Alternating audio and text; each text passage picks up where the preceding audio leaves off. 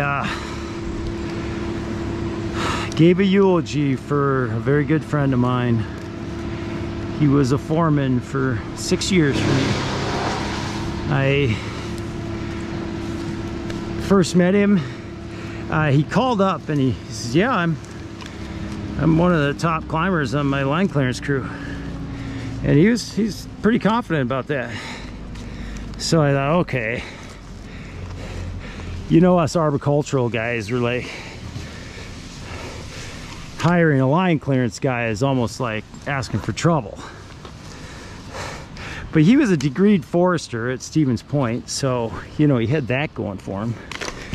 Brandon's a degreed forester. He turned out okay. So I set up a climbing interview in Portage, Wisconsin, and came out, and I was like the reigning footlock champion in Wisconsin. So footlock is now a archaic form of ascension that I still use, but I had at one time in my life ascended 40 feet in 11.7 seconds, which was, you know, 0.5 of a second off of then Mark Chisholm's world record of 11.2. So I could scoot up a tree. I gotta get this off here. And so I had the rope all set up.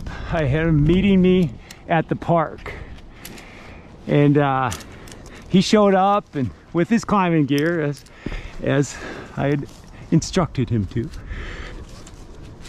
And I had it set for about a 60-foot ascent. And to date, you know, he'd kind of only ascended like with a foot ascender or body thrust. You know, I mean, this was a lot of years ago, 2004. And so I foot locked up 60 feet.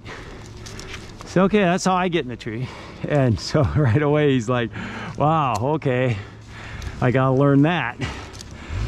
And so he got up there and we spent a couple hours climbing, and, you know, he figured out that, you know, arboricultural climbing is different than line clearance climbing. You know, they oftentimes are just putting their spikes on, although, you know, he prided himself in not putting his spikes on all the time, because they'll just spike up a tree in the woods and, you know, do their pruning and spike back down. You know, who was wasting time throw lining?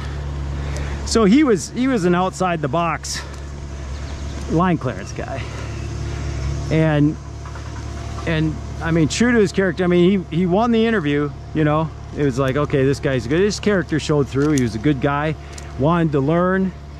He of course, you know, acknowledged my skills that he could see and say, man, I want to learn what you know. You know, and so it's one way to get into a, you know, an arborist heart, is to compliment him. You know? And John was savvy enough to know that. So he got in, and he learned things very quickly and became our top climber and foreman. And 6 years, 2010. So yeah, John spent 6 years with us. I you know, had a very significant moment with him in 2009 during employment. We were sharing a hotel room on a conference of some kind, and he received news that his brother had died, and that was a pretty sensitive moment. His brother was 2 years older than him, so that was significant. And his sister-in-law shared at the funeral yesterday, and she had a very, very cool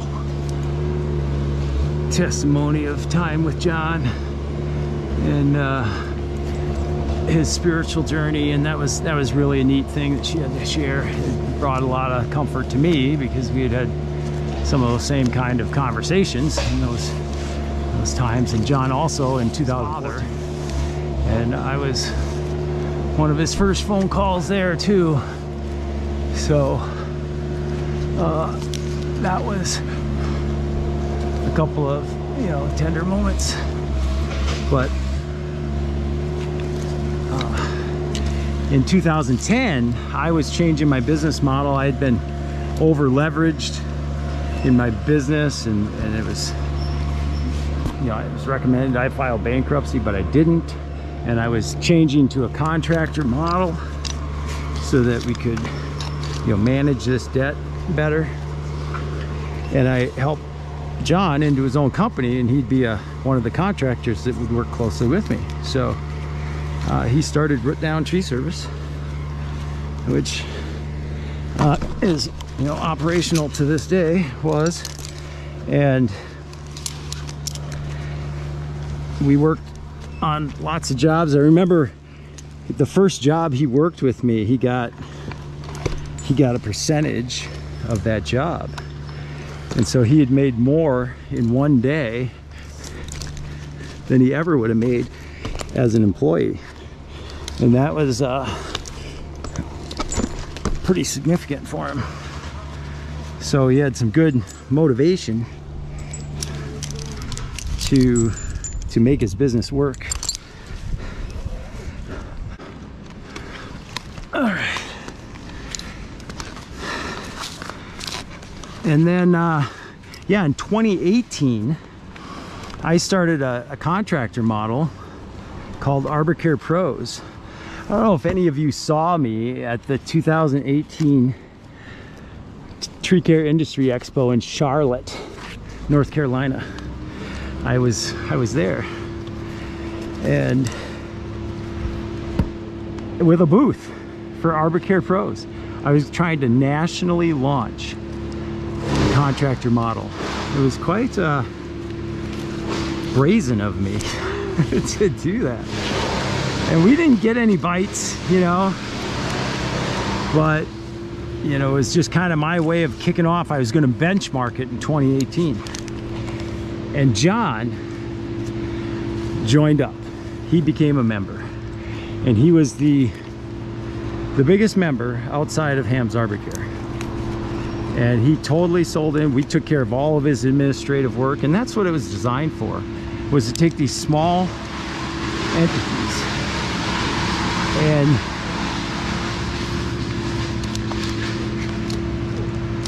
and get them administrative assistance. So yeah, so John joined ArborCare Pros, and we benchmarked that for a year and a quarter. So, but before that year and a quarter was up, like somewhere during the first quarter of 2019, we knew that ArborCare Pros was not going to be a viable model. You know, these small independents that are everywhere in tree care, and a lot of them collaborate together. You know who you are. You know, you're a contract climber, right? And you don't have any employees, so what do? You collaborate with your buddy and you get your work done. And you know, kind of like when you got two guys going, and maybe just maybe one guy is a little more ambitious than the other guy. Do you think that's a possibility? Yeah, it usually always is the case. And the situation goes pretty good until the more ambitious guy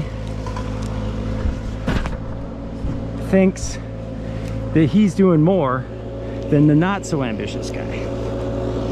And then it starts to not work so well. And ArborCare Pros was a situation where every contractor had their skills and they had a percentage that they were getting on the job. So it didn't take long. I mean, just like any good communist experiment, somebody figured out that whether they worked really hard or not, they still got their 10% or 12% or 20% or whatever it was they were making. And the guy with the good work ethic that was just busting butt was starting to feel like, hey, you know, that guy showed up late, and at the end of the day he's getting his full percentage. That's dipping into my percentage. And you know, so on and so forth. And it just ended up being like herding cats. And so I decided to go back into the employee model in 2010 or 2019, April 1st, we converted. And one of the guys that was working closely with me, he started his own company, you know, started just, well, he's not going to stay in the group. He's not going to be an employee. He's going to go run his own company. So a couple of the guys came on, and John, of course, already had a company.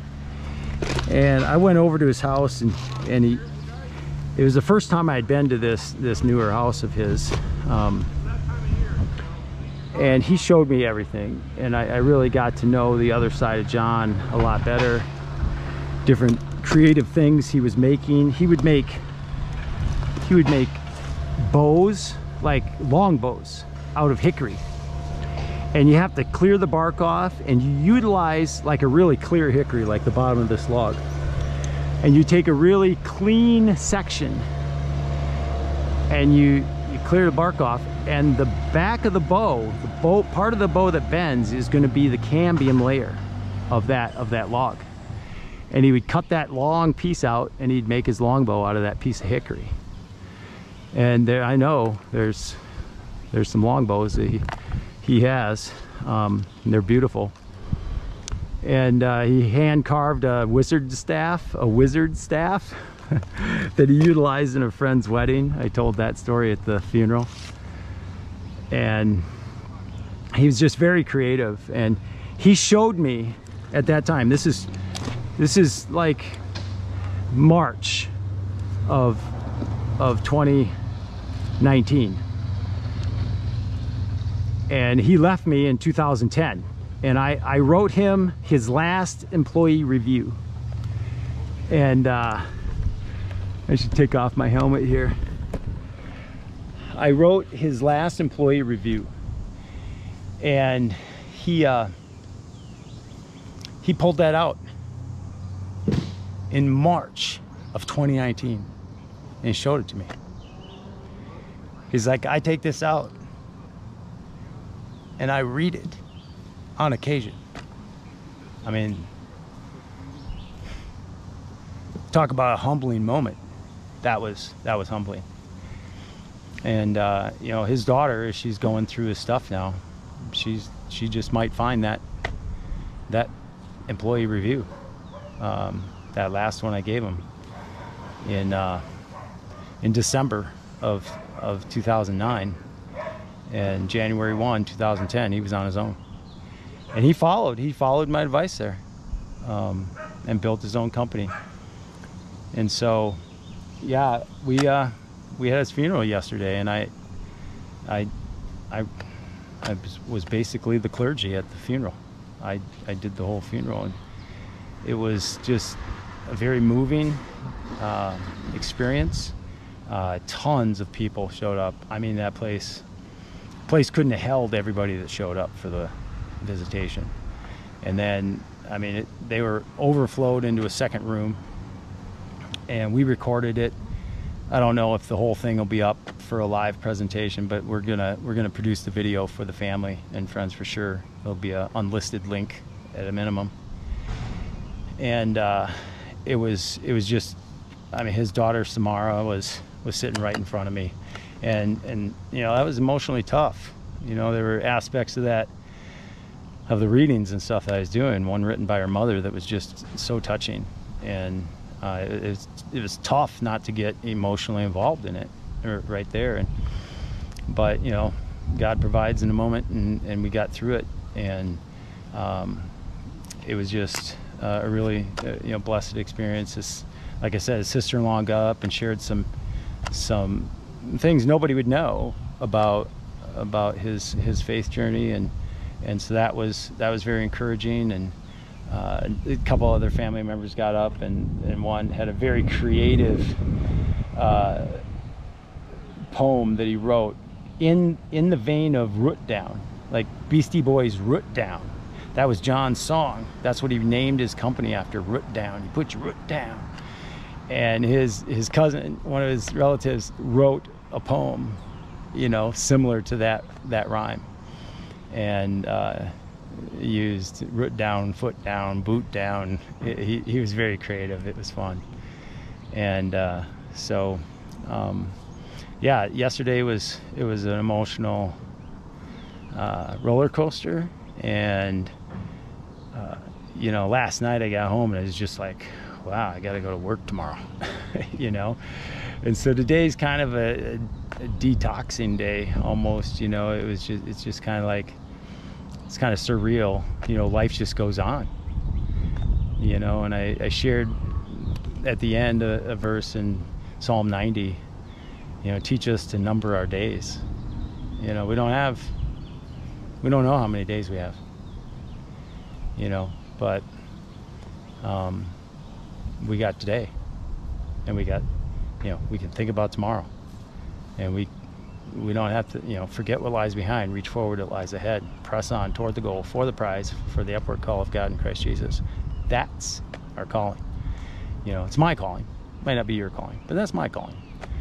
And so we're hoping to do some stuff with his stuff, and do something for his daughter.